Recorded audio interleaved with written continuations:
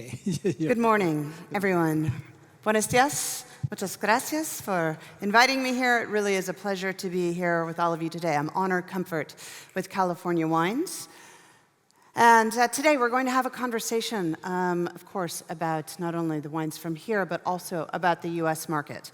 And we're going to talk about some major changes that are going on globally that we're seeing around the world, but how they are coming to bear with all of our regions.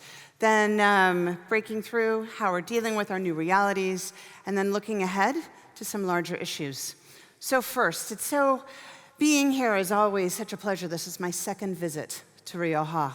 And each time that I'm here, I realize just how much more there is to learn. What a truly remarkable place this is. And all of us as wine people, we appreciate how important it is to have your feet in the dirt, on the ground, in a region to begin to understand.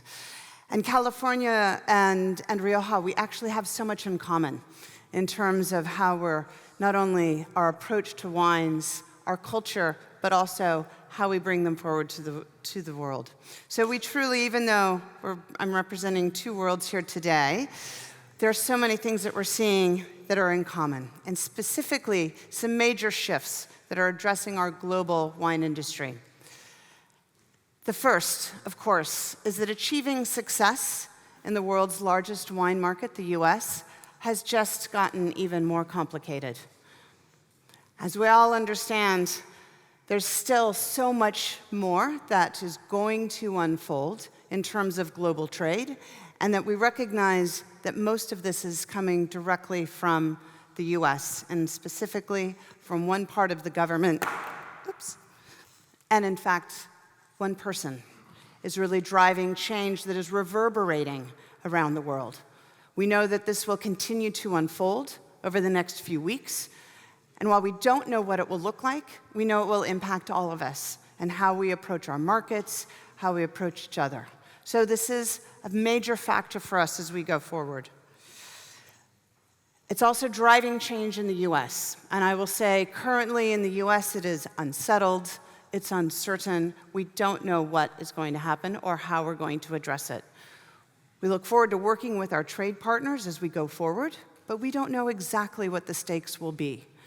All of this is driving remarkable uncertainty that's unprecedented within the wine market in the US. However, many of these factors fit in with changes that had already started to unfold earlier. And in fact, the US wine market, as you can see here, is experiencing a downturn. We've all seen this. We're all looking at the same numbers. Except it's more than a downturn. It is a structural transformation that we're undergoing and that we're going to see reverberate around the world. So what does this look like? Let's dig in a little deeper. Just to start with some facts. Of course, the US wine market, as we know, is the largest in the world. Depending on how you measure it, it's around 100 billion annually. It's dominated by domestic wines. And in fact, the domestic wines are dominated by wines from California. California is the largest producing region in the US. The balance, as you can see there, 37% of wines sold in the US are imported. It's a very crowded category. Here you can take a look at 2023 and 2024. All of this is by value, just to streamline and simplify, based on US dollars. France and Italy tend to dominate, right? And that they are the largest within the market. But then New Zealand is quite significant, and then Spain total. And let me just note, while I recognize we're here in Rioja, and speaking specifically about Rioja, in the US, the way that the market is measured and most of the data is based on a country basis. We'll get a little bit further on, we'll talk about Rioja specifically, but within the Spanish category, by region, Rioja is by far dominant. But when we look at most of the numbers, it's on a country basis. So you can see Spain, and Spain enjoyed the largest growth, 7.7, almost 8% growth, 2024 over 2023 within the import category. That's a standout. It was against the trend of what we were seeing across the wine market. However, for the past decade, we've been seeing this gradual decline or excuse me, for the past 5 years, we've seen this gradual decline. Let me note that in this chart, the pointer won't work, from 2000 to 2005, and really 2000 to 2005, we saw dramatic increases on an annual basis in the US wine market. We continued to enjoy this growth. While the growth rate was slowing, we continued to enjoy growth really until 2015, and then it started to plateau right before we got into COVID. COVID, of course, threw the market into flux, but since the bounce after COVID in 2020, the US wine market in total has been declining. So the declines are starting to flatten. We're seeing that decline rate shift. But really, what's been driving this, and as you can see over the past 4 years, it's the lower price tiers. This isn't news. We've seen this in many wine markets around the world. But what's significant is that above that $15, this is all based on US dollar retail pricing, right, as our baseline. Above $15, that's where there's still opportunity. Now again, this is aggregate over four years, so there is some fluctuation based on 15 to 25, 25 to 50, where currently, when you look at 4 years, it's flat, but when you look at individual years, you can see that there still continues to be growth. But what's really interesting is in that prestige and above, over $100, that's where there's a lot of growth and activity. Some of this is being driven by channel, with wine club and direct-to-consumer still quite active in those higher price points. Champagne, notably, down 4%. So what is this big shift? It really comes down to several key points. The first, of course, is geopolitics and this remarkable economic uncertainty. That's driving significant the lack of consumer confidence. It's consumer jitters is the best way to describe it. So at this point, currently in the US, consumers are holding back on purchases.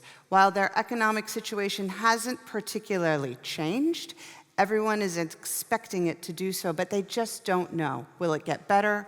Will it get worse? So they're just holding back.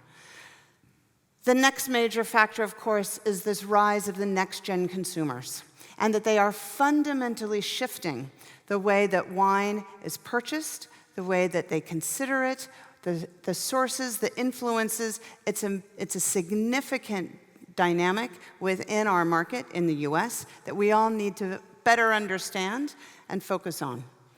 And then, of course, the beverage landscape itself has just exploded in terms of choice. When we all, of course, got into wine and became adults, it was essentially, in the US, it was wine, beer, and spirits.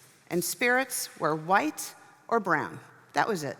But now we have this incredible landscape of ready-to-drink options, spirit-based cocktails, wine-based cocktails, hemp-based beverages, and the market just continues to evolve to a point of confusion and clutter. This is combined with different dynamics within that next-gen consumer as they're coming into the category, and it's creating confusion. We don't have that clear path that we've had for so long. And then, of course, sustainability and social pressures. Pressures, some of which coming out of reaction from the pandemic in terms of an increased focus on personal health that we're seeing develop through the anti-alcohol movement, reaction, compression in terms of wine consumption overall. So these are all major factors driving change in the US market. But it is possible to succeed as we factor this in and learn to better understand them. So the good news, you're not alone. We are all in this together. We're all scrambling, trying to better understand the market and how these forces are shifting the market, where it's going, and how we can respond. The bad news, you're not alone. Everyone is going through this, and everyone is out in the marketplace face-to-face with their customers and with their consumers. If you're not speaking to your most important customers right now, your wholesalers and your customers, I guarantee you that your competitors are, because that's the one dynamic that we have seen shift dramatically in the past 6 months, is that re-engagement with the leadership, the owners, the vintners, being out there and engaging face-to-face. And it's not just about quality.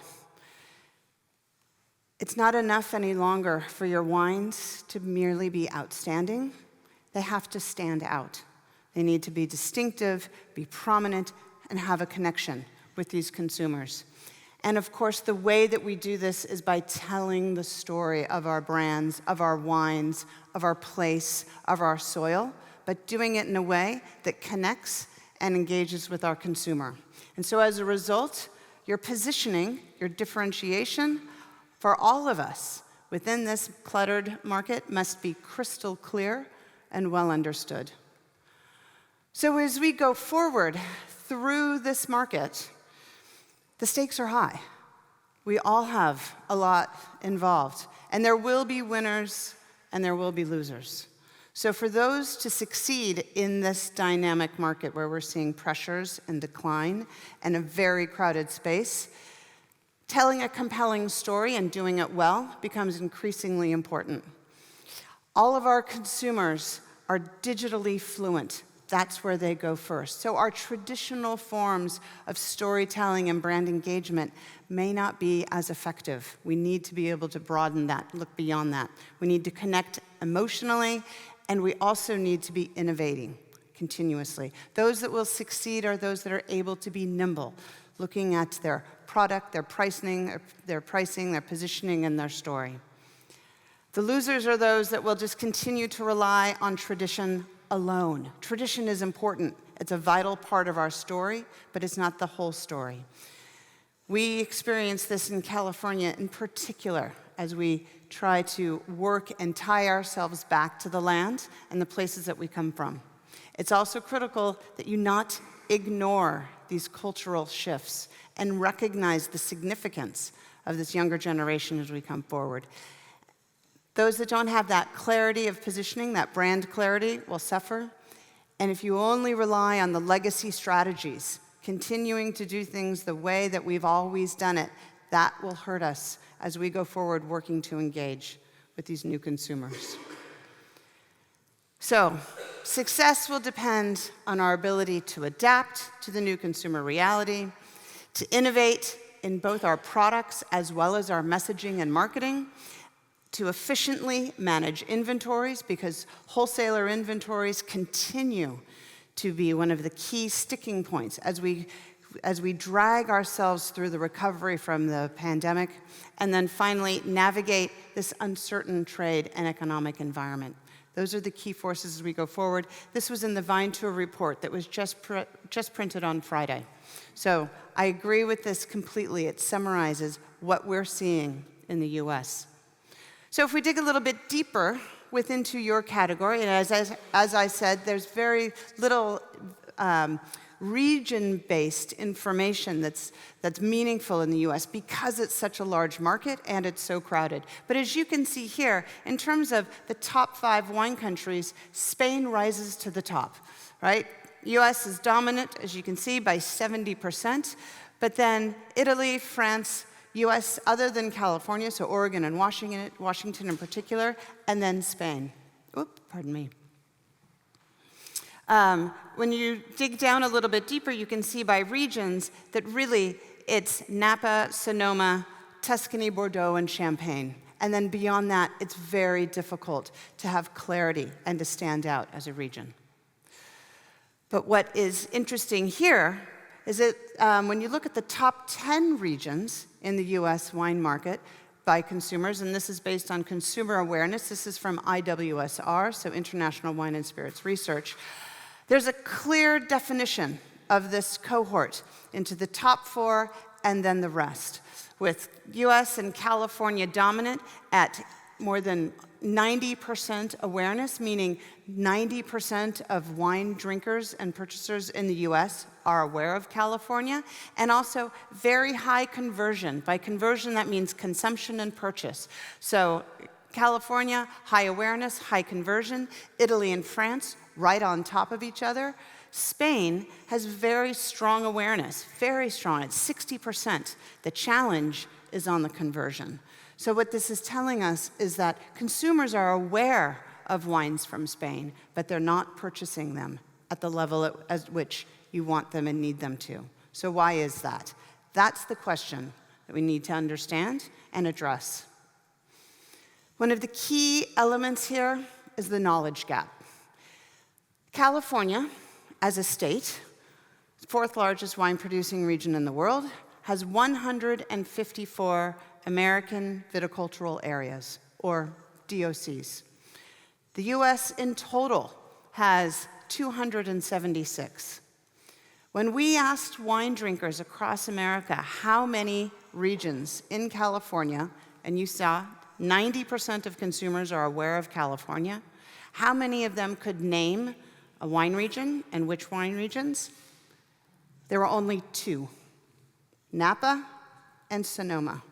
So the challenge here is how to become relevant, how to become noticed, and it's all about focus, so prioritizing, innovating, and then, of course, investment, but investing in the correct ways. So when we dig a little bit deeper and we look into this category by price, this is where I think it gets very interesting. So if you can't see in the back, the yellow, 49%, falls into the premium price tier, so $15 and below for Spanish wines. 34% is in the value range. That's $9.50, so just under $10 US and below. So, excuse me, I misspoke at the start. Premium, $15 to $9.50 is almost half of the category. The next largest chunk is value. So combined, 87% of Spanish wine is being sold under $15. But what's exciting is to see the super premium and the prestige, so $100 and above, are significant. So this tells me it's a story of 2 worlds in terms of pricing, right? It's actually a story of 2 different categories. So when we look back and talk about how important it is to be clear in your positioning and your story, this price breakout shows that there isn't a clarity, or that consumers aren't seeing the clarity of what needs to be understood. And then if we go back and looking at where the decline is happening in the US market and where the growth is happening, it starts to become a conundrum. There's a conflict here. Even though you're selling the majority of your wines at below $15, and the category grew by almost 8%, if we look long term, it seems to me that there's concern on the horizon of where the growth is. But the opportunity is in the $50 plus tier, where there's strong growth and where Spanish wines are doing well. So then, if we look at the reality of consumers in the US and where they actually shop, that's where we start to see another piece of the picture. As you can see here, so this is where the percentage of wine consumers who purchase a bottle in these different price categories. So as you can see, the under $10 and the under $15, more than 40% of all US wine consumers shop in those price tiers. So again, there's this conundrum. If those tiers are declining in sales, but it's where most consumers shop, what's happening? It's incredibly crowded. There's so much choice and so many options, so that's where it becomes difficult to stand out.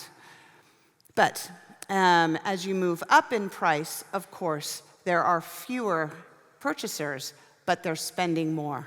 They also are buying more frequently. So, in terms of success within this dynamic market, the key really comes down to 3 key things for all of us, but I think specifically for this region. Number 1 is to educate, and to educate in a way that is engaging, sticky, and memorable, specifically for younger consumers. Number 2 is to innovate continuously and quickly. We have to be able to adapt as we learn more about this market and as it unfolds.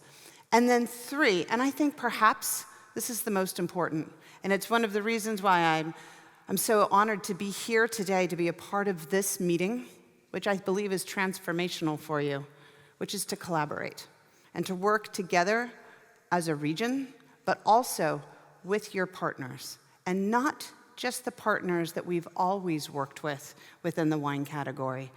We all tend to work with the same wine writers, the same communicators, the same educators.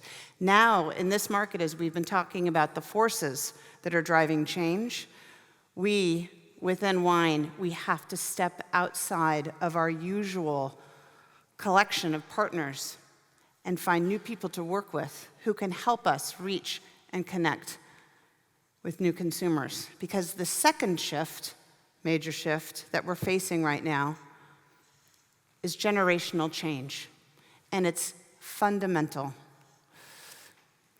So in order to mitigate the decline of older consumers, particularly in the US, it's essential to rethink and enhance our approach to connecting with the 30 to 45 age group and improve our share. And this works not only for wine specifically, but for all beer, wine, and spirits. This is from Silicon Valley Bank and their market report. So this is a project and a program that we've been working on and digging in deeply over the past year to better understand these younger consumers and why are they not connecting with wine, and what can we as the wine sector do more and do better in order to engage them. So first, so there's been a lot of research and study going on. This first quote that these younger consumers, that they don't feel that they're a part of wine, that wine is a club that they're not invited to. They just can't relate to it. This comes directly from the Wine Market Council, which is a very valuable research organization based in the US. And specifically, what they heard from these younger consumers is that if wine stays the same, they don't want to be a part of it. So they're telling us that we need to change and help bring them in and help make wine appealing and engaging to them and relate to them in the way that they see the world and that they relate to each other. Because these consumers are fundamentally different from any prior generation. And that really comes down to this. Because these consumers are known as digital natives, meaning that they have grown up with access to information and technology. It's native to them. We, in this room, most of us, are digital immigrants, meaning we've learned how to use technology most of the time, and we adapt to it. But these consumers are fundamentally different, and technology and their access to the internet has changed the way that they relate to the world, to each other, to information, and how they communicate. And so as a result, wine has struggled because it's not in their world. It's not where and how they're spending their time. It's just not relevant to them. And so the solution is that we need to start now building the relationship with these consumers to establish that foundation for a lifelong relationship with wine, because we understand that is how it works with wine. Once you fall in love with wine, you stay with wine, you grow with it, you grow up into the category, moving up into the price sectors, into broader regions, developing your cellar and palate. So how do we do that? We need to see the world the way they see it. We need to show up where they are in the world, talk about the things that they're interested in, engage with them, and show how wine aligns with their values. So let's hear what they have to say. Oop. Let me go back.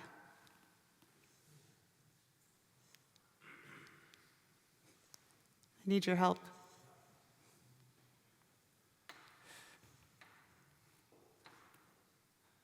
go back. There we go.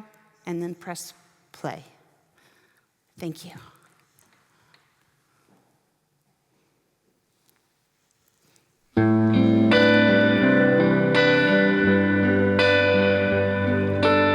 Hello. We're the ones you're looking for, right? It's nice to meet you, Wine. Here's a question. Where have you been? Because we'll tell you where we've been. We've been everywhere. We're young, put-together careerists, TikTok influencers, side hustlers, community organizers, novice investors, yoga goddesses, amateur therapists, makeup mavens, Lyft drivers, climate activists, online business entrepreneurs, even frugal moms. Welcome to our #modern life. You're not in our world enough, Wine. You're not in our conversations, not in our social feeds, basically not in our lives. There are lots of reasons, but here's the thing, Wine. You're needed here. See, what's missing in all the craziness of our modern world are moments of true connection. The ones that are warm and human. We're losing touch with each other, and it's isolating and lonely and anxiety-inducing.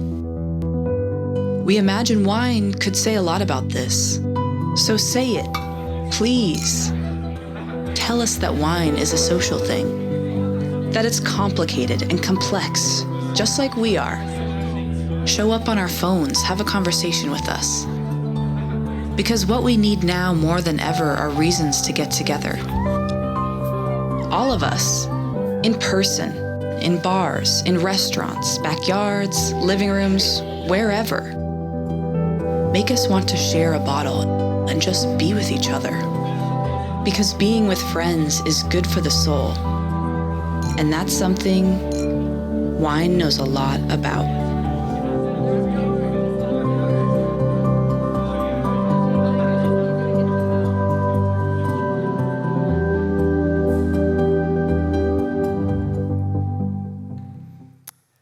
So that summarizes a key point of our strategy. So getting back to it, wine lacks relevance with these consumers. It's rarely top of mind. It's not a part of their world. There's no perceived momentum for the category.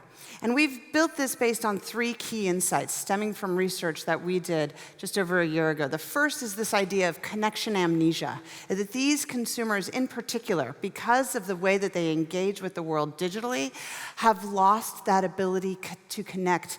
They are losing sight of how important it is to be face-to-face, and wine can become a champion for that. That is central to what wine is and the role that we play. Number 2, is that, as we said, wine lacks cultural energy. It doesn't seem vibrant. It's not tied in to what they're doing, and we need to break through, and we need to participate in their cultural conversation. And number 3 is that wine needs community validation.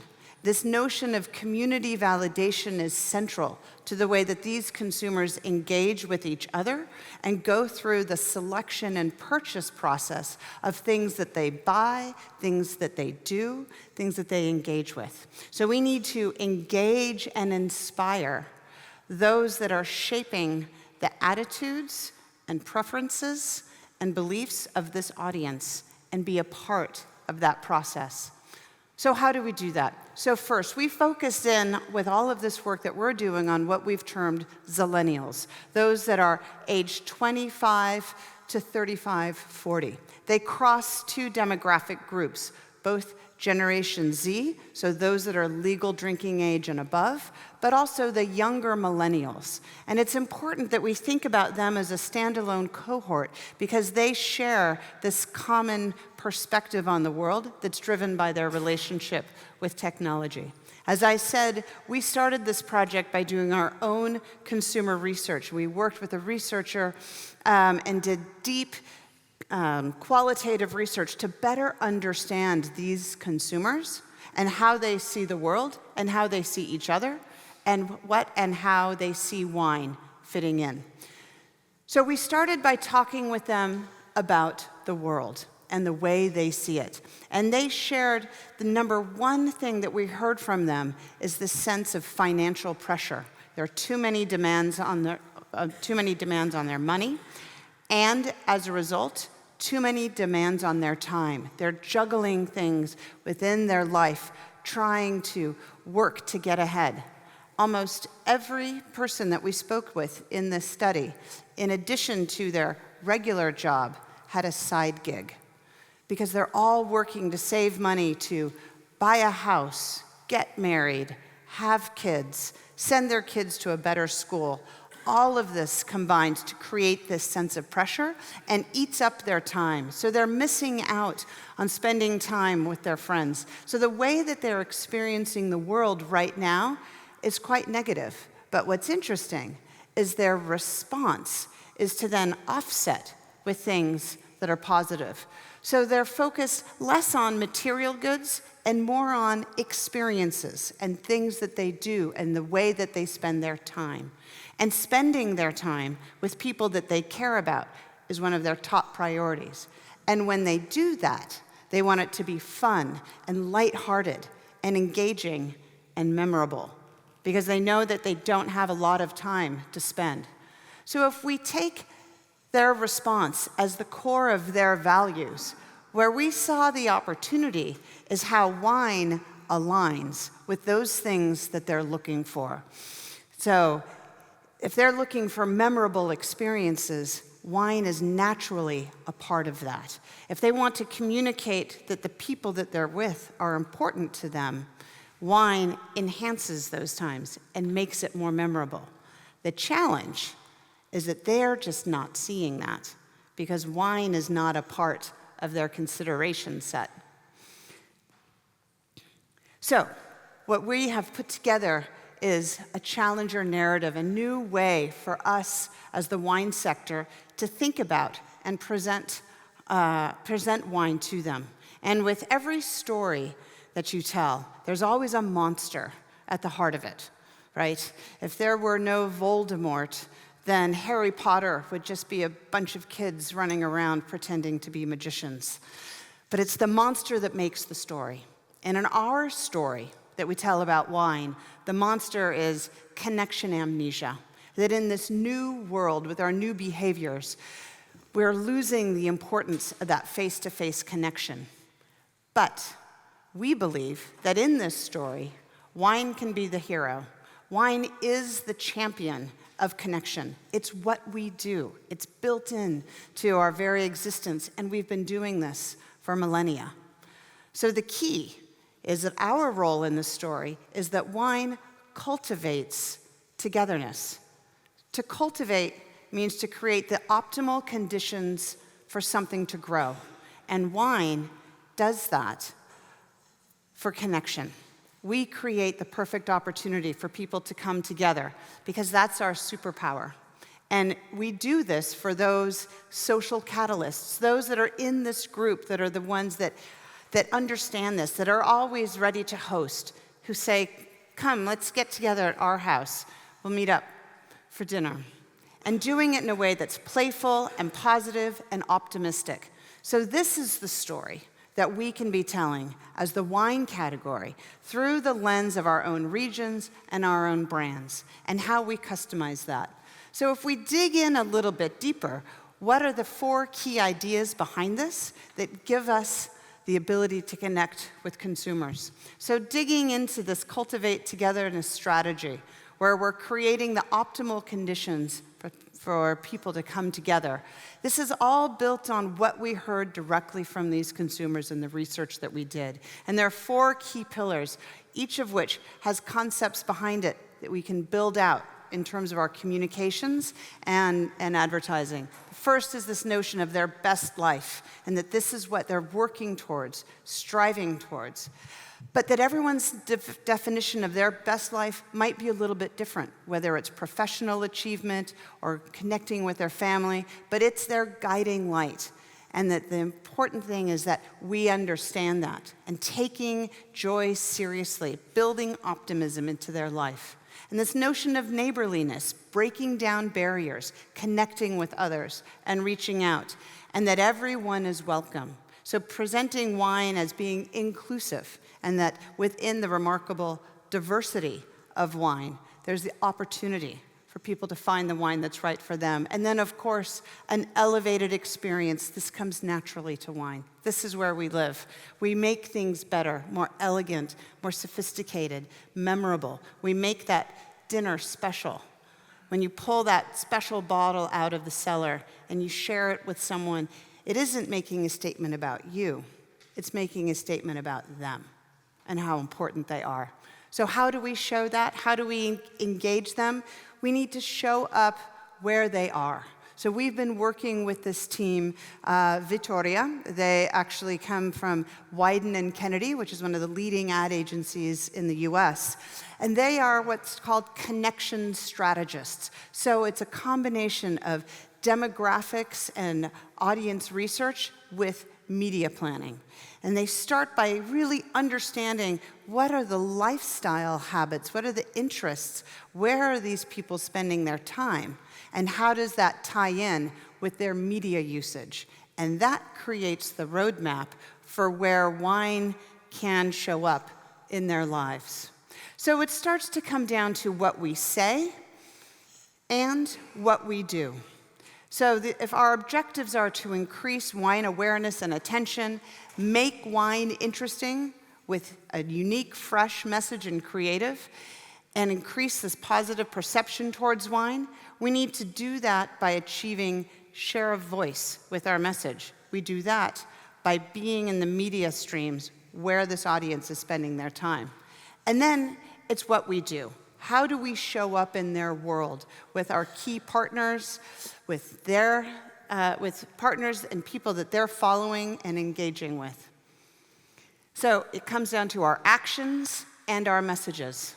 So making the digital experience personalized, fun, driving trial and engagement, creating exclusive experiences and working across platforms that are different and new for wine. Innovating in order to lower barriers to wine, to make wine more accessible and engaging. Shift how we rethink tasting and that whole tasting experience and creating opportunities to bring them in and showing up in places where they're different. And then the messages that we share and how wine can fit in with their life and align with them. So as we put this together and create both an integrated virtual or digital and real-life engagement platform, that's how we show up effectively with these consumers, and making certain that we're working across these platforms as we put our strategies together. We have a lot more detail behind this in terms of which platforms and how to engage them and how to bring wine forward. But we don't have time to go into it today. Like Ron, I could be up here for hours, but it's the big idea that I think is important, and that we rethink how we engage with consumers. First and foremost, it's about stopping power. We have 2.6 seconds to get someone to stop the scroll. If we're lucky, we have another 6 seconds to engage them. That's what we have. And so in order to break through, we can't rely on the way that we've been presenting wine for generations. We need to step into this consumer group's shoes, see how they see the world, and connect with them that way. And to do that, we need to elicit emotions. Because with these consumers, the more they feel, the more they connect, and the more they buy. So how do we do that? We focus on these 5 things. The first is driving a sense of reappraisal. This is fresh, interesting. I've never seen wine show up on my stream like this before, but it's still sophisticated. It's still aspirational. We need to stay true to who we are and what we do. But it's also fun and playful. Don't worry, I have one last slide. And values aligned and shareable. And the most important piece is that we already have all of the ingredients. We have the people that they want to see and connect and engage with already within our community. So giving them a voice and a platform is the key. So in summary, this whole strategy, why should we focus on cultivating togetherness? It's because it's what these consumers are looking for in their life, and it aligns with exactly what wine's strengths are.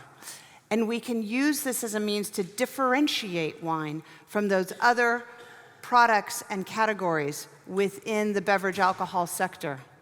And if we can make wine relevant to their lives, then we'll connect and build this relationship.